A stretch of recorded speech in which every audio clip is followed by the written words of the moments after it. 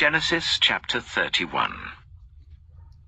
Jacob heard that Laban's sons were saying, "Jacob has taken everything our father owned, and has gained all this wealth from what belonged to our father." And Jacob noticed that Laban's attitude toward him was not what it had been. Then the Lord said to Jacob, "Go back to the land of your fathers and to your relatives, and I will be with you." So Jacob sent word to Rachel and Leah to come out to the fields where his flocks were. He said to them, "I see that your father's attitude towards me is not what it was before, but the God of my father has been with me. You know that I've worked for your father with all my strength, yet your father has cheated me by changing my wages 10 times. However, God has not allowed him to harm me. If he said, 'The speckled ones will be your wages,' then all the flocks gave birth to speckled young. And if he said, 'The streaked ones will be your wages,' then all the flocks bore streaked young. So God has taken away your father's livestock and has given them to me. In breeding season, I once had a dream, in which I looked up and saw that the male goats mating with the flock were streaked, speckled, or spotted. The angel of God said to me in the dream, 'Jacob.' I answered, 'Here I am.' And he said, 'Look up and see that all the male goats mating with the flock are streaked, speckled, or spotted, for I have seen all that Laban has been doing to you. I am the God of Bethel, where you anointed a pillar and where you made a vow to me. Now leave this land at once and go back to your native land.' Then Rachel and Leah replied, 'Do we still have any share in the inheritance of our father's estate? Does he not regard us as foreigners? Not only has he sold us, but he has used up what was paid for us. Surely all the wealth that God took away from our father belongs to us and our children. So do whatever God has told you.' Then Jacob put his children and his wives on camels, and he drove all his livestock ahead of him along with all the goods he had accumulated in Paddan Aram to go to his father Isaac in the land of Canaan. When Laban had gone to shear his sheep, Rachel stole her father's household gods. Moreover, Jacob deceived Laban the Aramean by not telling him he was running away. So he fled with all he had, crossed the Euphrates River, and headed for the hill country of Gilead. On the 3rd day, Laban was told that Jacob had fled. Taking his relatives with him, he pursued Jacob for 7 days and caught up with him in the hill country of Gilead. Then God came to Laban the Aramean in a dream at night and said to him, 'Be careful not to say anything to Jacob, either good or bad.' Jacob had pitched his tent in the hill country of Gilead when Laban overtook him, and Laban and his relatives camped there too. Then Laban said to Jacob, 'What have you done? You've deceived me, and you've carried off my daughters like captives in war. Why did you run off secretly and deceive me? Why didn't you tell me, so I could send you away with joy and singing to the music of tambourines and harps? You didn't even let me kiss my grandchildren and my daughters goodbye. You've done a foolish thing. I have the power to harm you. But last night the God of your father said to me, 'Be careful not to say anything to Jacob, either good or bad.' Now you have gone off because you long to return to your father's household. But why did you steal my gods?" Jacob answered Laban, "I was afraid, because I thought you would take your daughters away from me by force. But if you find anyone who has your gods, that person shall not live. In the presence of our relatives, see for yourself whether there is anything of yours here with me, and if so, take it." Now Jacob did not know that Rachel had stolen the gods. So Laban went into Jacob's tent, and into Leah's tent, and into the tent of the 2 female servants, but he found nothing. After he came out of Leah's tent, he entered Rachel's tent. Now Rachel had taken the household gods and put them inside her camel's saddle and was sitting on them. Laban searched through everything in the tent, but found nothing. Rachel said to her father, "Don't be angry, my lord, that I cannot stand up in your presence. I'm having my period." So he searched, but could not find the household gods. Jacob was angry and took Laban to task. "What is my crime?" he asked Laban. "How have I wronged you that you hunt me down? Now that you have searched through all my goods, what have you found that belongs to your household? Put it here in front of your relatives and mine, and let them judge between the two of us. I have been with you for 20 years now. Your sheep and goats have not miscarried, nor have I eaten rams from your flocks. I did not bring you animals torn by wild beasts. I bore the loss myself. And you demanded payment from me for whatever was stolen by day or night. This was my situation. The heat consumed me in the daytime and the cold at night, and sleep fled from my eyes. It was like this for the 20 years I was in your household. I worked for you 14 years for your 2 daughters and 6 years for your flocks, and you changed my wages 10 times. If the God of my father, the God of Abraham, and the fear of Isaac had not been with me, you would surely have sent me away empty-handed. But God has seen my hardship and the toil of my hands, and last night he rebuked you." Laban answered Jacob, "The women are my daughters, the children are my children, and the flocks are my flocks. All you see is mine. Yet what can I do today about these daughters of mine, or about the children they have borne? Come now, let's make a covenant, you and I, and let it serve as a witness between us."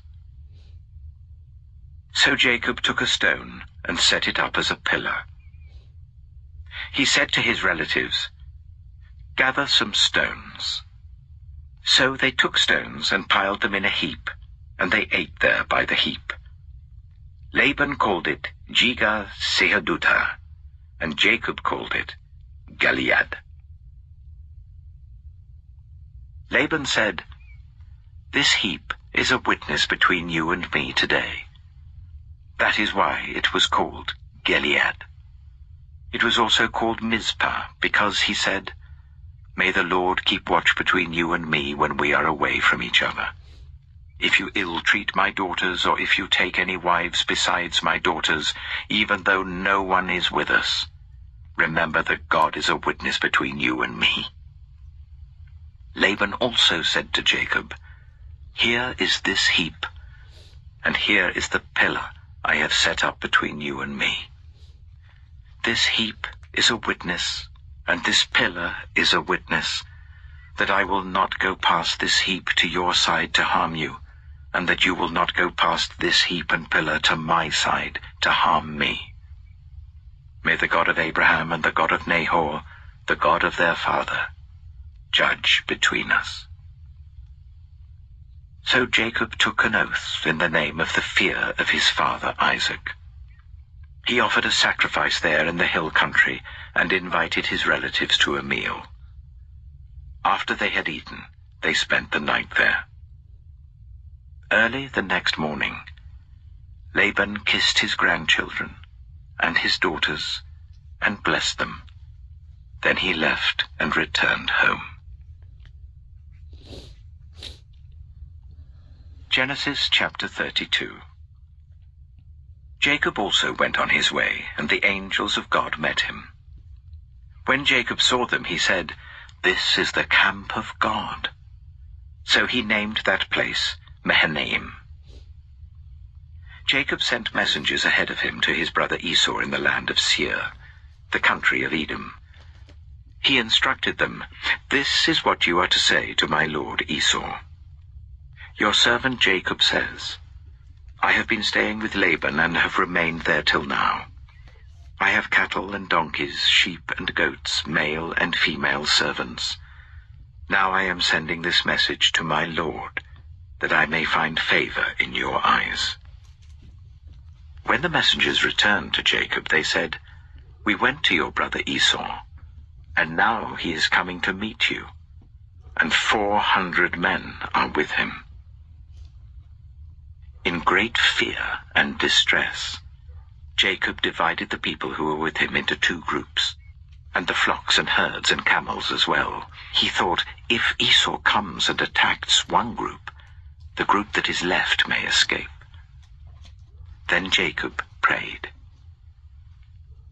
"O God of my father Abraham, God of my father Isaac, Lord, you who said to me, 'Go back to your country and your relatives, and I will make you prosper.' I am unworthy of all the kindness and faithfulness you have shown your servant. I had only my staff when I crossed this Jordan, but now I have become 2 camps. Save me, I pray, from the hand of my brother Esau, for I am afraid he will come and attack me, and also the mothers with their children. But you have said, 'I will surely make you prosper, and will make your descendants like the sand of the sea, which cannot be counted.'" He spent the night there, and from what he had with him, he selected a gift for his brother Esau: 200 female goats and 20 male goats, 200 ewes and 20 rams, 30 female camels with their young, 40 cows and 10 bulls, and 20 female donkeys and 10 male donkeys. He put them in the care of his servants, each herd by itself, and said to his servants, "Go ahead of me, and keep some space between the herds." He instructed the one in the lead, "When my brother Esau meets you and asks, 'Who do you belong to, and where are you going, and who owns all these animals in front of you?' then you are to say, 'They belong to your servant Jacob. They are a gift sent to my lord Esau, and he is coming behind us.'" He also instructed the second, the third, and all the others who followed the herds, "You are to say the same thing to Esau when you meet him, and be sure to say, 'Your servant Jacob is coming behind us.'" For he thought, "I will pacify him with these gifts I'm sending on ahead. Later, when I see him, perhaps he will receive me." So Jacob's gifts went on ahead of him, but he himself spent the night in the camp. That night Jacob got up and took his 2 wives, his 2 female servants, and his 11 sons, and crossed the ford of the Jabbok. After he had sent them across the stream, he sent over all his possessions. So Jacob was left alone, and a man wrestled with him till daybreak. When the man saw that he could not overpower him, he touched the socket of Jacob's hip, so that his hip was wrenched as he wrestled with the man. Then the man said, "Let me go, for it is daybreak." But Jacob replied, "I will not let you go, unless you bless me." The man asked him, "What is your name?" "Jacob," he answered. Then the man said, "Your name will no longer be Jacob, but Israel, because you have struggled with God and with humans, and have overcome." Jacob said, "Please tell me your name." But he replied, "Why do you ask my name?" Then he blessed him there. So Jacob called the place Peniel, saying, "It is because I saw God face to face, and yet my life was spared." The sun rose above him as he passed Peniel, and he was limping because of his hip. Therefore to this day the Israelites do not eat the tendon attached to the socket of the hip, because the socket of Jacob's hip was touched near the tendon. Genesis chapter 33. Jacob looked up, and there was Esau, coming with his 400 men. So he divided the children among Leah, Rachel, and the 2 female servants. He put the female servants and their children in front, Leah and her children next, and Rachel and Joseph in the rear. He himself went on ahead and bowed down to the ground 7 times as he approached his brother. But Esau ran to meet Jacob and embraced him. He threw his arms around his neck and kissed him, and they wept. Then Esau looked up and saw the women and children. "Who are these with you?" he asked. Jacob answered, "They are the children God has graciously given your servant." Then the female servants and their children approached and bowed down. Next Leah and her children came and bowed down. Last of all came Joseph and Rachel, and they too bowed down. Esau asked, "What's the meaning of all these flocks and herds I met?" "To find favor in your eyes, my lord," he said. But Esau said, "I already have plenty, my brother. Keep what you have for yourself." "No, please," said Jacob. "If I have found favor in your eyes, accept this gift from me. For to see your face is like seeing the face of God now that you have received me favorably. Please accept the present that was brought to you, for God has been gracious to me, and I have all I need." And because Jacob insisted, Esau accepted it. Then Esau said, "Let us be on our way. I'll accompany you." But Jacob said to him, "My Lord knows that the children are tender, and that I must care for the ewes and cows that are nursing their young.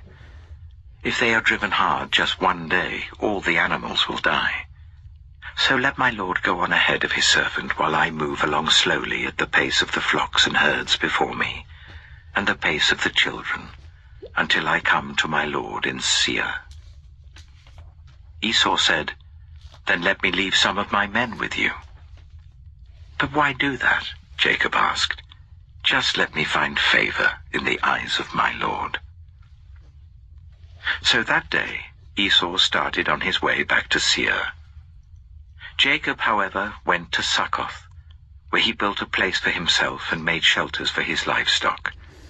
That is why the place is called Succoth. After Jacob came from Paddan Aram, he arrived safely at the city of Shechem in Canaan, and camped within sight of the city. For 100 pieces of silver he bought from the sons of Hamor, the father of Shechem, the plot of ground where he pitched his tent. There he set up an altar, and called it El Elohe Israel. Genesis chapter 34. Now Dinah, the daughter Leah had borne to Jacob, went out to visit the women of the land. When Shechem, son of Hamor the Hivite, the ruler of that area, saw her, he took her and raped her. His heart was drawn to Dinah, daughter of Jacob. He loved the young woman and spoke tenderly to her. And Shechem said to his father Hamor, "Get me this girl as my wife." When Jacob heard that his daughter Dinah had been defiled, his sons were in the fields with his livestock, so he did nothing about it until they came home. Then Shechem's father Hamor went out to talk with Jacob. Meanwhile, Jacob's sons had come in from the fields as soon as they heard what had happened. They were shocked and furious, because Shechem had done an outrageous thing in Israel by sleeping with Jacob's daughter, a thing that should not be done. But Hamor said to them, "My son Shechem has his heart set on your daughter. Please give her to him as his wife. Intermarry with us. Give us your daughters and take our daughters for yourselves. You can settle among us. The land is open to you. Live in it, trade in it, and acquire property in it." Then Shechem said to Dinah's father and brothers, "Let me find favor in your eyes, and I will give you whatever you ask. Make the price for the bride and the gift I am to bring as great as you like, and I'll pay whatever you ask me. Only give me the young woman as my wife." Because their sister Dinah had been defiled, Jacob's sons replied deceitfully as they spoke to Shechem and his father Hamor. They said to them, "We can't do such a thing. We can't give our sister to a man who is not circumcised. That would be a disgrace to us. We will enter into an agreement with you on one condition only, that you become like us by circumcising all your males. Then we will give you our daughters and take your daughters for ourselves. We'll settle among you and become one people with you. But if you will not agree to be circumcised, we'll take our sister and go." Their proposal seemed good to Hamor and his son Shechem. The young man, who was the most honored of all his father's family, lost no time in doing what they said, because he was delighted with Jacob's daughter. So Hamor and his son Shechem went to the gate of their city to speak to the men of their city. "These men are friendly towards us," they said. "Let them live in our land and trade in it. The land has plenty of room for them. We can marry their daughters and they can marry ours. But the men will agree to live with us as one people only on the condition that our males be circumcised, as they themselves are. Won't their livestock, their property, and all their other animals become ours? So let us agree to their terms, and they will settle among us." All the men who went out of the city gate agreed with Hamor and his son Shechem, and every male in the city was circumcised. 3 days later, while all of them were still in pain, 2 of Jacob's sons, Simeon and Levi, Dinah's brothers, took their swords and attacked the unsuspecting city, killing every male. They put Hamor and his son Shechem to the sword and took Dinah from Shechem's house and left. The sons of Jacob came upon the dead bodies and looted the city where their sister had been defiled. They seized their flocks and herds and donkeys and everything else of theirs in the city and out in the fields.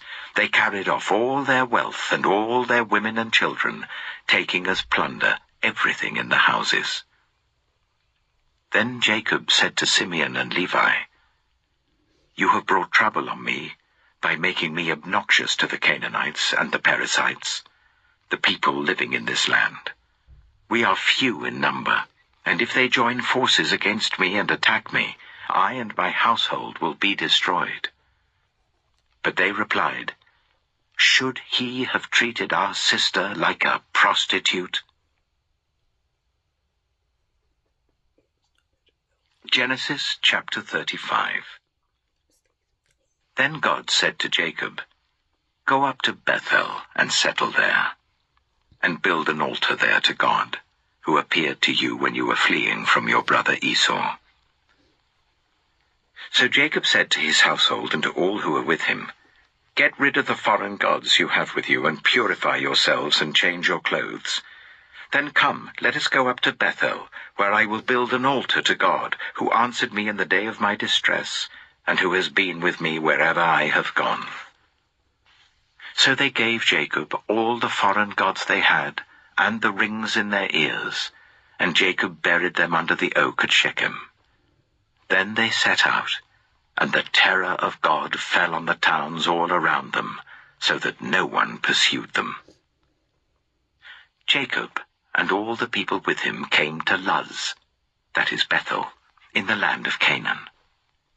There he built an altar, and he called the place El Bethel, because it was there that God revealed himself to him when he was fleeing from his brother.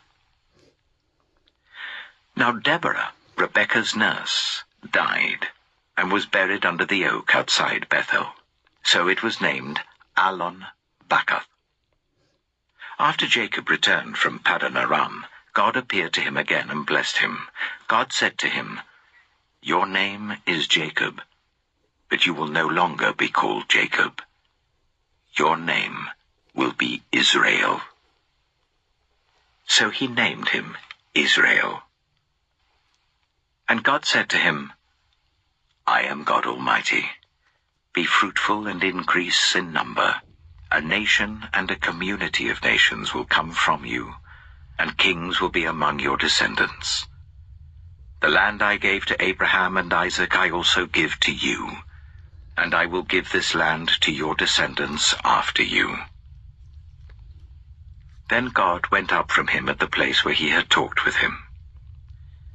Jacob set up a stone pillar at the place where God had talked with him, and he poured out a drink offering on it. He also poured oil on it. Jacob called the place where God had talked with him Bethel. Then they moved on from Bethel. While they were still some distance from Ephraim, Rachel began to give birth and had great difficulty. And as she was having great difficulty in childbirth, the midwife said to her, "Don't despair, for you have another son." As she breathed her last, for she was dying, she named her son Ben-Oni, but his father named him Benjamin. So Rachel died, and was buried on the way to Ephraim, that is Bethlehem. Over her tomb Jacob set up a pillar, and to this day that pillar marks Rachel's tomb. Israel moved on again, and pitched his tent beyond Migdal-Eder. While Israel was living in that region, Reuben went in and slept with his father's concubine Bilhah, and Israel heard of it. Jacob had 12 sons. The sons of Leah: Reuben, the firstborn of Jacob, Simeon, Levi, Judah, Issachar, and Zebulun. The sons of Rachel: Joseph and Benjamin. The sons of Rachel's servant Bilhah: Dan and Naphtali. The sons of Leah's servant Zilpah: Gad and Asher. These were the sons of Jacob who were born to him in Paddan Aram. Jacob came home to his father Isaac in Mamre, near Kiriath Arba, that is Hebron, where Abraham and Isaac had stayed. Isaac lived 180 years. Then he breathed his last and died, and was gathered to his people, old and full of years. And his sons Esau and Jacob buried him. Genesis chapter 36. This is the account of the family line of Esau, that is, Edom.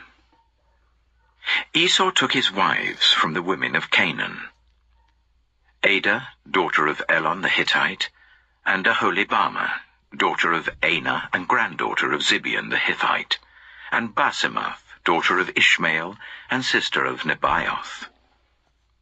Adah bore Eliphaz to Esau, Basemath bore Ruel, and Aholibamah bore Jeush, Jalem, and Korah. These were the sons of Esau who were born to him in Canaan. Esau took his wives and sons and daughters, and all the members of his household, as well as his livestock and all his other animals and all the goods he had acquired in Canaan, and moved to a land some distance from his brother Jacob. Their possessions were too great for them to remain together. The land where they were staying could not support them both because of their livestock. So Esau, that is Edom, settled in the hill country of Seir. This is the account of the family line of Esau, the father of the Edomites, in the hill country of Seir.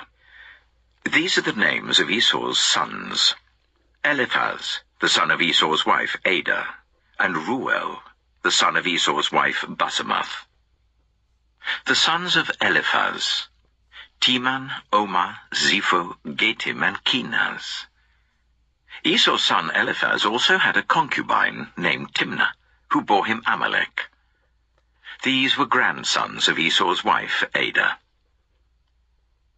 The sons of Ruel: Nahath, Zerah, Shammah, and Mitzah. These were grandsons of Esau's wife Basemath. The sons of Esau's wife Aholibamah, daughter of Anah and granddaughter of Zibeon, whom she bore to Esau: Jeush, Jalem, and Korah. These were the chiefs among Esau's descendants. The sons of Eliphaz, the firstborn of Esau: chiefs Teman, Omar, Zepho, Kenaz, Korah, Gatim, and Amalek. These were the chiefs descended from Eliphaz in Edom. They were grandsons of Adah. The sons of Esau's son Ruel: Chiefs, Nahath, Zerah, Shammah, and Mitzah. These were the chiefs descended from Reuel in Edom. They were grandsons of Esau's wife, Basemath. The sons of Esau's wife, Aholibamah. Chiefs, Jeush, Jalem, and Korah. These were the chiefs descended from Esau's wife, Aholibamah, daughter of Anah. These were the sons of Esau, that is Edom, and these were their chiefs. These were the sons of Seir the Horite, who were living in the region: Lotan, Shobal, Zibeon, Anah, Dishon, Ezer, and Dishan. These sons of Seir in Edom were Horite chiefs. The sons of Lotan: Horai and Homam. Timnah was Lotan's sister. The sons of Shobal: Alvan, Manahath, Ebal, Shapho, and Onam. The sons of Zibeon: Aya and Anah. This is the Anah who discovered the hot springs in the desert while he was grazing the donkeys of his father Zibeon. The children of Anah: Dishon and Aholibamah, daughter of Anah. The sons of Dishon: Hemdan, Eshban, Ithran, and Kiran. The sons of Ezer: Bilhan, Zevan, and Achan. The sons of Dishan: Az and Aran. These were the Horite chiefs: Lotan, Shobal, Zibeon, Anah, Dishon, Ezer, and Dishan. These were the Horite chiefs according to their divisions in the land of Seir. These were the kings who reigned in Edom before any Israelite king reigned. Bela, son of Beor, became king of Edom. His city was named Dinhabah. When Bela died, Jobab, son of Zerah from Bozrah, succeeded him as king. When Jobab died, Husham from the land of the Temanites succeeded him as king. When Husham died, Hadad, son of Bedad, who defeated Midian in the country of Moab, succeeded him as king. His city was named Avith. When Hadad died, Samlah from Masrekah succeeded him as king. When Samlah died, Shaul from Rehoboth on the river succeeded him as king. When Shaul died, Baal-Hanan, son of Akbor, succeeded him as king. When Baal-Hanan, son of Akbor, died, Hadad succeeded him as king.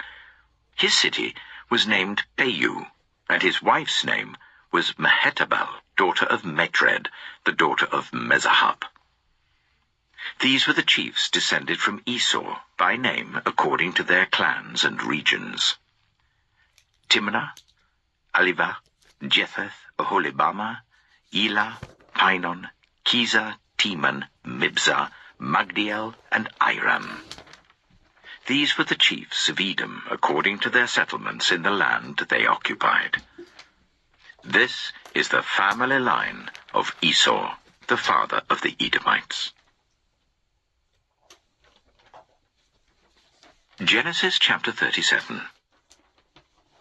Jacob lived in the land where his father had stayed, the land of Canaan. This is the account of Jacob's family line. Joseph, a young man of 17, was tending the flocks with his brothers, the sons of Bilhah and the sons of Zilpah, his father's wives, and he brought their father a bad report about them.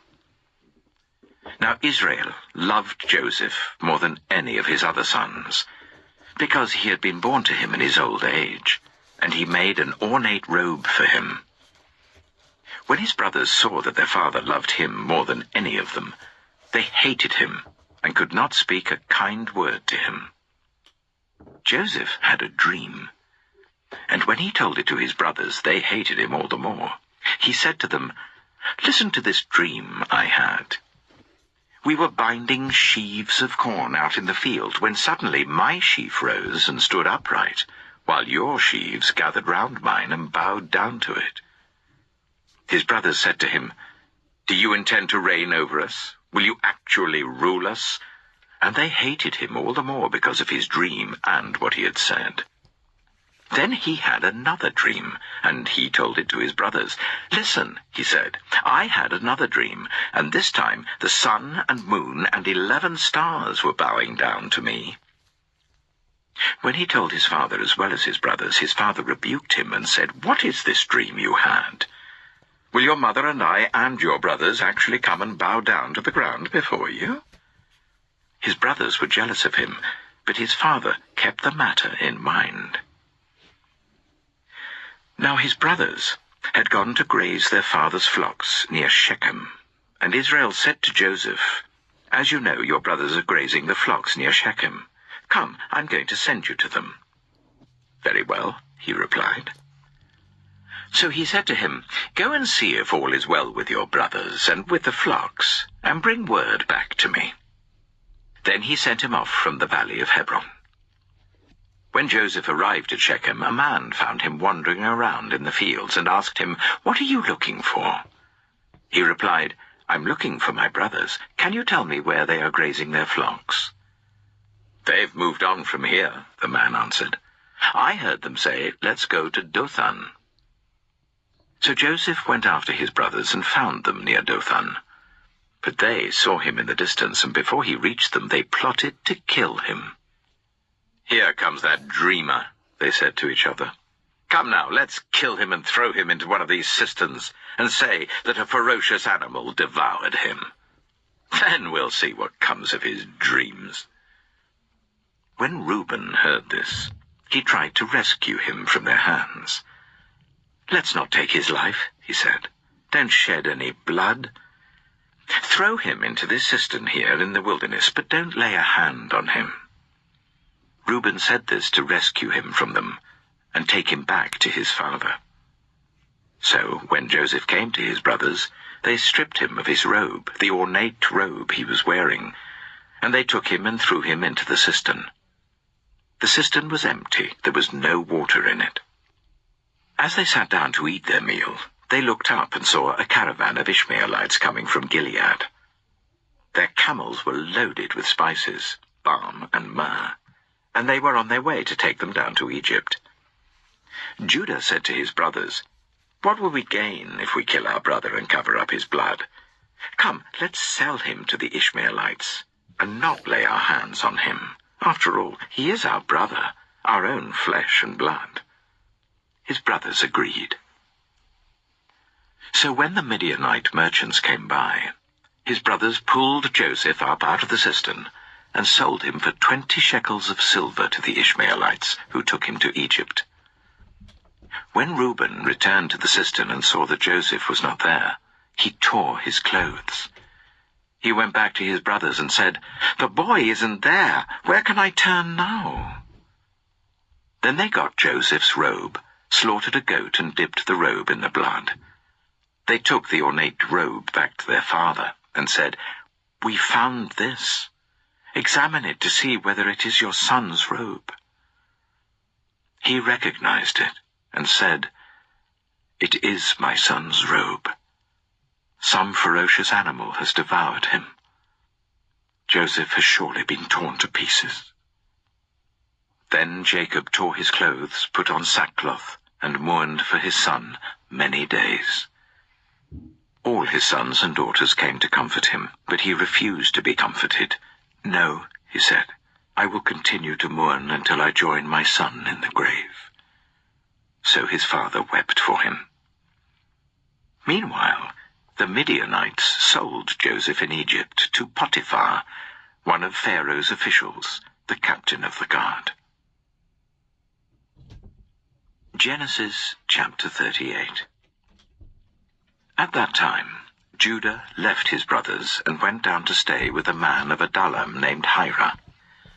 There Judah met the daughter of a Canaanite man named Shua. He married her and made love to her. She became pregnant and gave birth to a son, who was named She conceived again and gave birth to a son and named him Onan. She gave birth to still another son and named him Shelah. It was at Kisib that she gave birth to him. Judah got a wife for his firstborn, and her name was Tamar. But Judah's firstborn, was wicked in the Lord's sight, so the Lord put him to death. Then Judah said to Onan, "Sleep with your brother's wife, and fulfill your duty to her as a brother-in-law to raise up offspring for your brother." But Onan knew that the child would not be his. So whenever he slept with his brother's wife, he spilled his semen on the ground to avoid providing offspring for his brother. What he did was wicked in the Lord's sight, so the Lord put him to death also. Judah then said to his daughter-in-law Tamar, "Live as a widow in your father's household until my son Shelah grows up." For he thought, he may die too, just like his brothers. So Tamar went to live in her father's household. After a long time, Judah's wife, the daughter of Shua, died. When Judah had recovered from his grief, he went up to Timnah to the men who were shearing his sheep, and his friend Hira the Adullamite went with him. When Tamar was told, "Your father-in-law is on his way to Timnah to shear his sheep," she took off her widow's clothes, covered herself with a veil to disguise herself, and then sat down at the entrance to Enaim, which is on the road to Timnah, for she saw that though Shelah had now grown up, she had not been given to him as his wife. When Judah saw her, he thought she was a prostitute, for she had covered her face. Not realizing that she was his daughter-in-law, he went over to her by the roadside and said, "Come now, let me sleep with you." "And what will you give me to sleep with you?" she asked. "I'll send you a young goat from my flock," he said. "Will you give me something as a pledge until you send it?" she asked. He said, "What pledge should I give you?" "Your seal and its cord and the staff in your hand," she answered. So he gave them to her and slept with her, and she became pregnant by him. After she left, she took off her veil and put on her widow's clothes again. Meanwhile Judah sent the young goat by his friend the Adullamite in order to get his pledge back from the woman, but he did not find her. He asked the men who lived there, "Where is the shrine prostitute who was beside the road at Enaim?" "There hasn't been any shrine prostitute here," they said. So he went back to Judah and said, "I didn't find her. Besides, the men who lived there said, 'There hasn't been any shrine prostitute here.'" Then Judah said, "Let her keep what she has, or we will become a laughing stock. After all, I did send her this young goat, but you didn't find her." About 3 months later, Judah was told, "Your daughter-in-law Tamar is guilty of prostitution, and as a result she is now pregnant." Judah said, "Bring her out, and let her be burned to death." As she was being brought out, she sent a message to her father-in-law. "I am pregnant by the man who owns these," she said. And she added, "See if you recognize whose seal and cord and staff these are." Judah recognized them and said, "She is more righteous than I, since I wouldn't give her to my son Shelah." And he did not sleep with her again. When the time came for her to give birth, there were twin boys in her womb. As she was giving birth, one of them put out his hand. So the midwife took a scarlet thread and tied it on his wrist and said, "This one came out first." But when he drew back his hand, his brother came out, and she said, "So this is how you have broken out." And he was named Perez. Then his brother who had the scarlet thread on his wrist came out, and he was named Zerah. Genesis chapter 39. Now Joseph had been taken down to Egypt. Potiphar, an Egyptian who was one of Pharaoh's officials, the captain of the guard, bought him from the Ishmaelites who had taken him there. The Lord was with Joseph, so that he prospered, and he lived in the house of his Egyptian master. When his master saw that the Lord was with him, and that the Lord gave him success in everything he did, Joseph found favor in his eyes and became his attendant. Potiphar put him in charge of his household, and he entrusted to his care everything he owned. From the time he put him in charge of his household and of all that he owned, the Lord blessed the household of the Egyptian because of Joseph. The blessing of the Lord was on everything Potiphar had, both in the house and in the field. So Potiphar left everything he had in Joseph's care. With Joseph in charge, he did not concern himself with anything except the food he ate. Now Joseph was well built and handsome, and after a while his master's wife took notice of Joseph and said, "Come to bed with me." But he refused. "With me in charge," he told her, "my master does not concern himself with anything in the house. Everything he owns he has entrusted to my care. No one is greater in this house than I am. My master has withheld nothing from me except you, because you are his wife. How then could I do such a wicked thing and sin against God?" And though she spoke to Joseph day after day, he refused to go to bed with her or even be with her. One day, he went into the house to attend to his duties, and none of the household servants was inside. She caught him by his cloak and said, "Come to bed with me." But he left his cloak in her hand and ran out of the house. When she saw that he had left his cloak in her hand and had run out of the house, she called her household servants. "Look," she said to them, "this Hebrew has been brought to us to make sport of us. He came in here to sleep with me, but I screamed. When he heard me scream for help, he left his cloak beside me and ran out of the house." She kept his cloak beside her until his master came home. Then she told him this story. "That Hebrew slave you brought us came to me to make sport of me.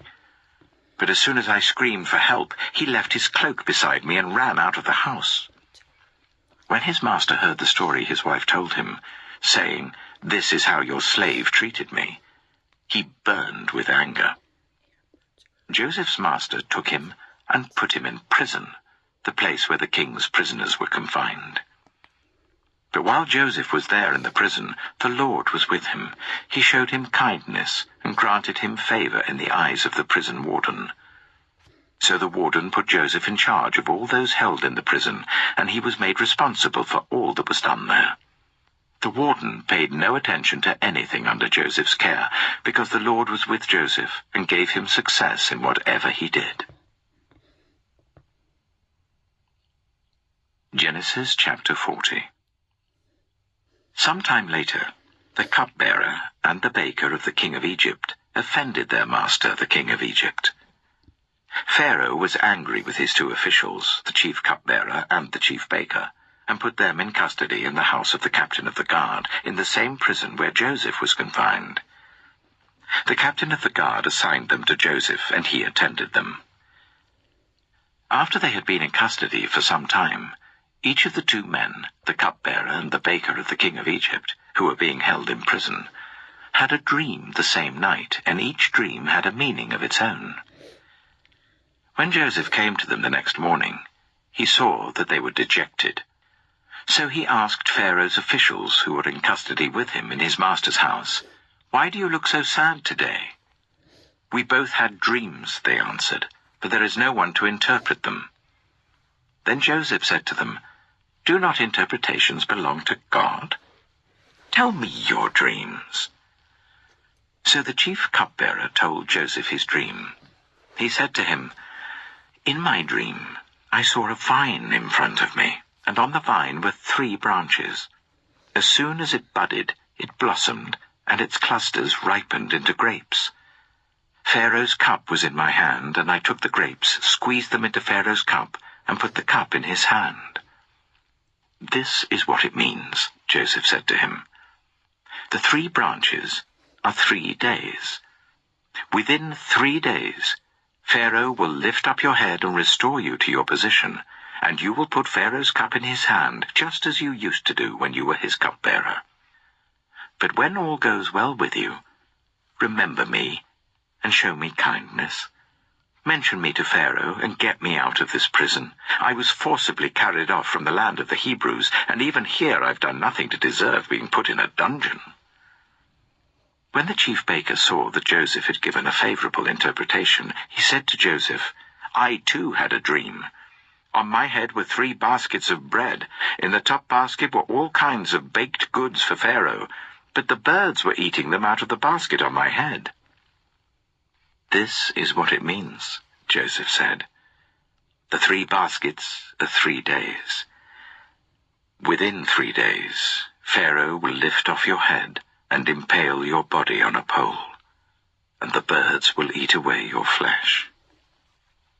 Now the 3rd day was Pharaoh's birthday, and he gave a feast for all his officials. He lifted up the heads of the chief cupbearer and the chief baker in the presence of his officials. He restored the chief cupbearer to his position, so that he once again put the cup into Pharaoh's hand. But he impaled the chief baker, just as Joseph had said to them in his interpretation. The chief cupbearer, however, did not remember Joseph. He forgot him.